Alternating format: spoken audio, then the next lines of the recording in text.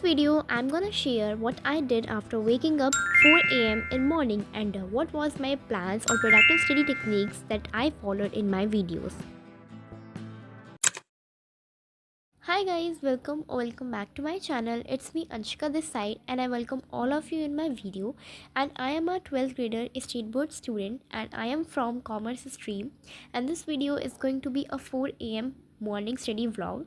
इस व्लॉग में मैं 4:30 बजे उठी थी। वैसे मैंने 4 बजे का अलार्म लगाया था, बट मुझे उठने में 4:30 बज गए। आधा घंटा मुझे लग गया था उठने में, क्योंकि मॉर्निंग का टाइम में वैसे ही सर्दियाँ आ चुकी हैं तो काफ़ी ज़्यादा दिक्कत होती है उठने में। बट मैंने चैलेंज एक्सेप्ट किया और इसको ट्राई किया सुबह करने का। और यहाँ पे मैंने अपने 4 सब्जेक्ट की प्रायोरिटी अपनी दे दी थी इनको मेनली, क्योंकि मेरे कुछ बैकलॉग्स थे, क्योंकि मुझे टाइम नहीं मिल पा रहा था पूरे डेज़ में मतलब करने का बिल्कुल भी। मेरा सारा टाइम और किसी चीज़ों में जा रहा था, मतलब स्टडीज़ में ही जा रहा था, बट और कोई सब्जेक्ट वगैरह में तो मुझे ये काफ़ी टाइम से करना था। तो इसलिए मैंने इसको 24 नवंबर को उठाया। मैं 4 बजे उठी थी उस टाइम पर, तब मैंने ये सारा अपना कंप्लीट किया। तो यहाँ पे मैंने सबसे पहले बिज़नेस का मार्केटिंग वाला चैप्टर पढ़ा, क्योंकि हमारे स्कूल में जो है बिज़नेस का मार्केटिंग वाला चैप्टर चल रहा है और वो काफ़ी ज़्यादा आगे चला गया है। और हमारे स्कूल में बिज़नेस की टीचर ऐसे हैं कि मतलब अगर उनसे एक बार पढ़ लिया तो यूट्यूब से पढ़ने की ज़रूरत नहीं है। बट उस टाइम पे मैंने इस क्लासेस में ध्यान से नहीं पढ़ा था, तो इस वजह से मुझे यूट्यूब से चैप्टर पढ़ना पड़ रहा है। और यहाँ पे मैंने मार्केटिंग का चैप्टर वहाँ तक पढ़ा जहाँ पर मेरे टीचर ने मुझे पढ़ा दिया, मतलब क्लास में पढ़ा दिया ऑलरेडी। सो इसलिए मैंने यहाँ तक पूरा कंफर्म चैप्टर कर लिया था। उसके बाद मुझे एनसीईआरटी रीडिंग भी लगानी थी, तो मैंने फटाफट से ये सब करके एनसीईआरटी रीडिंग वगैरह भी सब क्लियर की। देन उसके बाद मुझे बिजनेस पढ़ते हुए 5 बज गए थे। 5 बजने में 10 मिनट थे, तो उसके बाद मैंने अपनी माइक्रो की नोटबुक उठाई, जो कि मुझे मेरी टीचर ने दी थी। उन्होंने इस पूरी नोटबुक में पूरे माइक्रो के जो चैप्टर हैं उनके नोट्स वगैरह लिख रखे हैं। तो मैंने अभी उठाया इसमें रेवेन्यू वाला चैप्टर, उसका मैं थोड़ा बहुत कॉन्सेप्ट समझ रही थी, जिसमें मैंने मोनोपोली और मोनोपोलिस्ट वगैरह छोड़ दिया था, क्योंकि वो काफ़ी बड़ा टॉपिक था खुद में और मुझे इसकी एनसीईआरटी रीडिंग भी लगानी थी। अब मैं साथ के साथ एनसीईआरटी रीडिंग वगैरह सब लगा रही हूँ। और ये सब मेरा जो काम है ये बैकलॉग्स वाला काम है, जो कि मुझे फ्री टाइम में करना था और मुझे टाइम नहीं मिल रहा था। इस वजह से मैंने 4 बजे उठ के अपने आप को टास्क दिया है कंप्लीट करने का। अगर आप भी कुछ ऐसा काम है जो नहीं कर पा रहे हैं तो मॉर्निंग में ज़रूर करके देखना, बिल्कुल अच्छे से हो जाता है, माइंड भी फ्रेश होता है, तो काफ़ी अच्छे से कॉन्सेंट्रेट हो जाता है। अगर आप सुबह उठ के 1 घंटा भी अपने किसी भी सब्जेक्ट को देते हो तो आप उसको बहुत अच्छे से रिवाइज़ कर सकते हो, बहुत अच्छे से। सो सेम यहाँ पर मैंने ऐसा ही कुछ किया। इस व्लॉग में मैंने अपनी स्टडीज़ वगैरह कंप्लीट करने के बाद अपने स्कूल का बैग पैक किया था और मैं स्कूल चली गई थी। देन मैंने अपने स्केड्यूल में सब चीज़ें मार्क कर दी थी कि मैंने क्या पढ़ लिया है क्या नहीं। और यहाँ पर मैंने माइक्रो का जो चैप्टर है फर्स्ट मैंने एक दिन पहले ही पढ़ा था, क्योंकि मेरी संडे की कोचिंग थी माइक्रो की, तो मैं उस कोचिंग में भी गई थी। तो वहाँ पे मेरा चैप्टर फर्स्ट का रिवीजन हो गया था। मैं चाहती हूँ कि मैं हर एक चैप्टर जो भी पढ़ रही हूँ उसको साथ के साथ पढ़ लूँ और एनसीईआरटी रीडिंग में लगा लूँ और उसके वन वर्ड और क्वेश्चन वगैरह भी सॉल्व वगैरह कर लूँ, ताकि मेरा वो चैप्टर बिल्कुल क्लियर हो जाए एग्ज़ाम के टाइम। मुझे ऐसा चाहिए कि मैं बुक खोलूँ और मुझे समझ आ जाए चैप्टर। तो मैं ये सब चाहती हूँ। तो इस वजह से मैंने अब यहाँ पर मॉक टेस्ट वगैरह के क्वेश्चन थे वो रिवाइज़ किए थे। देन मुझे करते हुए 5:30 हो चुके थे और मैं रिसेंटली एक बुक पढ़ रही हूँ जिसको मैंने उसके बाद पढ़ा था।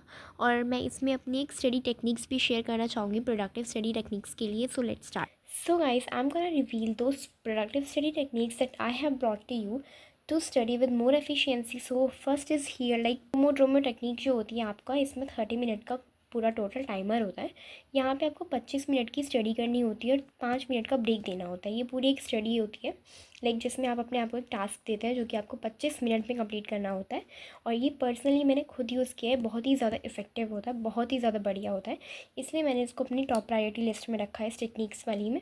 सो यहाँ पे आपका नेक्स्ट आता है 5 मिनट का इसमें ब्रेक देना होता है। 5 मिनट के ब्रेक में आप रिलैक्स कर सकते हैं, लाइक अपनी आंखें बंद करके सकते हैं। आंखें बंद करने का मतलब ये नहीं है कि आप सो जाएं। आप आंखें बंद करके बस थोड़ी देर अपने आप को माइंड में रिलैक्स कर सकते हैं, माइंडफुलनेस कर सकते हैं। और इस ब्रेक में आपको बिल्कुल भी फ़ोन नहीं लेना है, क्योंकि अगर आपने फ़ोन ले लिया वो 5 मिनट से 1 घंटा कब हो जाएगा हमें पता नहीं चलेगा।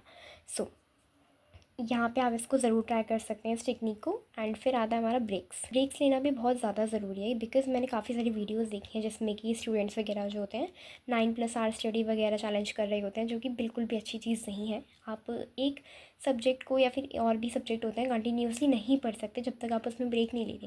क्योंकि मान लो अगर आपने एक दिन पढ़ भी लिया तो आप नेक्स्ट डे उस सब्जेक्ट के बारे में बिल्कुल भूल जाओगे कि आपने क्या पढ़ा है। अगर मान लो आप नेक्स्ट डे भी नहीं बोले, पर आप 2-3 दिन में ज़रूर भूल जाओगे, क्योंकि आपने उसको एफिशिएंटली नहीं पढ़ा। सो दैट्स वाई ब्रेक लेना बहुत ज़्यादा ज़रूरी है।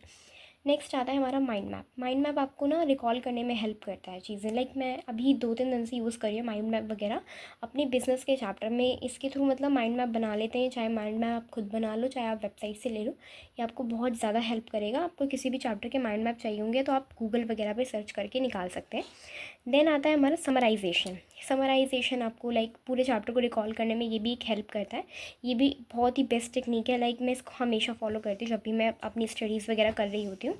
लाइक अगर आप फॉर एग्ज़ाम्पल अगर आप हिंदी का एक चैप्टर पढ़ रहे हैं तो इसमें आप क्या होता है, चैप्टर पढ़ने के बाद उसके वन वर्ड क्वेश्चन सॉल्व करें। क्योंकि जब वन वर्ड क्वेश्चन सॉल्व करते हैं तो वो वन वर्ड इस तरीके के होते हैं लाइक जिसमें आपका पूरा चैप्टर कवर हो जाता है। ये आप किसी भी सब्जेक्ट में अप्लाई कर सकते हैं, ज़रूरी नहीं कि हिंदी में ही करें।